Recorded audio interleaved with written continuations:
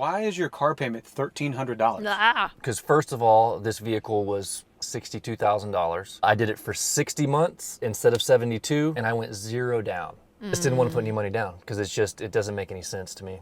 How much money do you save if you put more money down? So basically, every $1,000 that you put down is about $20. So it would take $5,000 for me to lower my monthly payment by $100. So in $1,300 versus $1,200, Yeah. the same thing. Yeah, it'd take you, what is that, 60 months to get your money back, or 50 months? Oh yeah, to get $5,000 $5,000 back. 50 months? Oh, it'd take way too long. Wow. Rachel, some people's cornbread just ain't done in the middle. You know, they just didn't fully bake in the oven. So let me recap what this guy just said. He bought a vehicle that was $62,000 MSRP with 0 down, $1,300 a month for 60 months, which, if you're doing the math at home, is $78,000 for a vehicle that was worth $62,000 Before he drove it off the lot, and that it's depreciated already. And so his logic, though, has nothing to do with the interest paid. He's going, why would I put more down? It's only going to lower the payment by $100. What's the difference between $1,200 and $1,300? And this is why we're broke. It's not. We can't keep blaming inflation on eggs. At some point, we have to look in the mirror and go, stop being an idiot.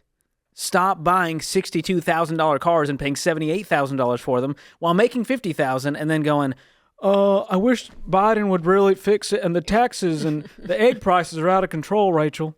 I'm going full king of the hill at this point. Oh, I love it, George. Well, for me, car loans, car payments, it's my worst type of debt. If we had a rate debt, for me, it's the most annoying.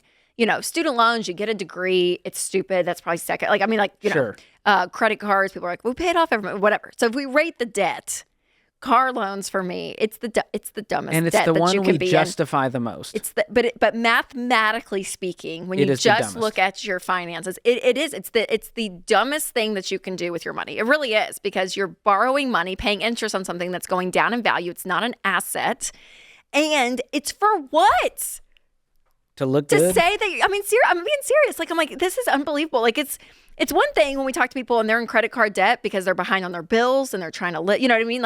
And you're kind of talking through this needs versus wants. And, we get those calls, all the time. But I'm like, but a car payment, it's literally for $62,000 to look a certain way and feel a certain way. It's an ego thing. The book, The Psychology of Money. Have you read it? Oh, no. Delaney told me to read it. So good. I've heard so great good. things. But I loved what he said in there. He said, really, the reason people don't save, it's your ego. Mm.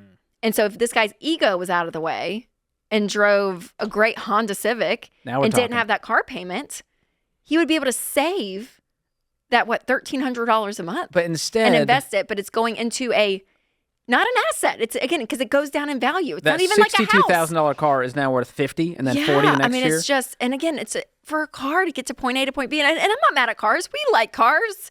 Sure. So it's not that, but it's the way our mindsets around it and financially how it plays out. It just becomes such a huge burden on families, and it's not wise. What's so that shocking poor to me, guy, come on, dude. We have such a culture of debt that we're so obsessed with debt that the logic doesn't go to, hey, how much am I paying in interest? Instead, it goes, well, my payments actually, it's $100 more, but what's the point of putting more money down? Just save $100 on my payment. Right. We're still thinking in such a stupid lens of what's the payment? Can I afford the payment? You're not even looking at the entire mathematical equation and forgetting interest and all of it. And well, here's where that short-term thinking leads us, Rachel. Okay, The tell me. CBS News article, millions of Americans nearing retirement age with no savings. So here's a real sad story of a woman who's juggling 2 jobs. She's 66 years old, sometimes working up to 11 hours a day, wishing to be retired, playing piano, enjoying her life, but she has no savings or 401k, not even enough to cover an emergency. She sold her home and bought a smaller one with 2 other women at 66. Yeah. This is really sad. And here's the stats. The U.S. Census Bureau data shows that 50% of women and 47% of men between 55 and 66 years old have no retirement savings. Half. Zilch. That's pretty wild. That if you were to quiz me, if we did a pop quiz, I wouldn't think it was Never that guessed high. that. I didn't think it was that high. Oh. Man. And she said, I have a live for now philosophy, I guess. You think? I mean, it's shocking to me that people wake up at 66 and go, I should probably do something about that retirement thing, huh? I know. Instead of using time while we have it on this, our precious time on earth, Right. to retire with dignity and have a great life. And so this is really, really sad. According to AARP, experts say it's not too late to make a plan, which means we're continuing to work. We're lowering cost of living, saving when you can, delaying Social Security benefits until 70 to get the largest check possible. The problem is people can't delay those Social Security checks because they need them now. Yeah, they have because to have they're it so broke. And so this is just I think the situation's only going to get worse if America doesn't wake up.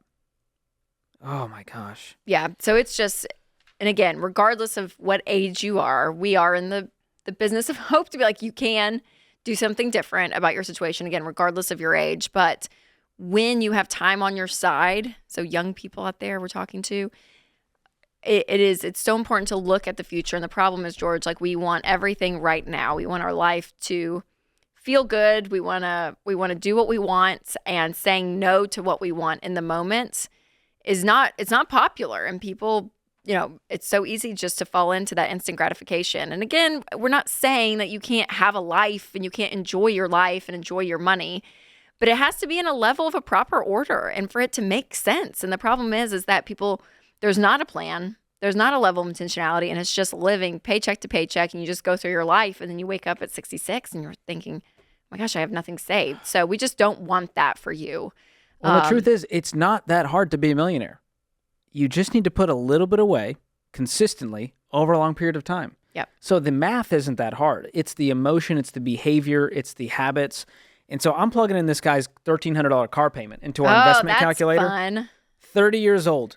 If you started with $0 and you invested that $1,300 car payment into the stock market, into a good index fund, a mutual fund, at 65, you would have $3.8 million. Is that if you invested every month? If you invest $1,300 every month, which this guy, people like this, will always have a car payment. Oh, yeah, for sure. They're 100%. always going to have a big car payment. And he'd have close to $4 million. And he'd have close to $4 million. Yep. Instead, he could be like this poor woman. And that's it. That's the math for broke. me, where I'm like, you're choosing to pay, to drive a car or have $4 million.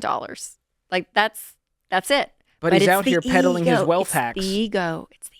Yes. That gets in the way. Seriously, that's what happens. Any bro bragging about his $62,000 car with zero down. And here's what's funny too. I'll quote the same book because he talked about how he was the author was a valet in DC, and he said he would park, insane cars like Lamborghinis, just like Porsche, all the amazing cars. And he said what's funny about being a valet, and for majority of people out there, when you see an awesome car, you look at the car and you think, that's a cool car. Could I ever drive that car? You start imagining yourself in that car. What do I need to do to drive that car? You're not looking at the actual driver and looking at the man or the woman and thinking, oh, I wonder what that guy. Oh, and you start, wondering about the driver. No, you're looking at the car. So it's even like we kind of puff up ourselves of like, ooh, I'm going to drive a cool car because people are going to think I'm successful. They're really not even looking at you. They're looking at the car. Yeah. So like, and the crazy it's part just like is, this whole mindset I've got a friend who's got a really expensive car, hundreds of thousands of dollars, afraid to drive it. Wouldn't you be? Oh man. Imagine driving your house around, worrying you're going to get a scratch on the thing. You're parking 19 miles away so that someone doesn't ding your door. I know. We weren't meant to live like this. Mo money, mo problems. Amen. And I'd rather have mo money in the bank than in stuff going down in value. Let's make good choices, America. This is The Ramsey Show.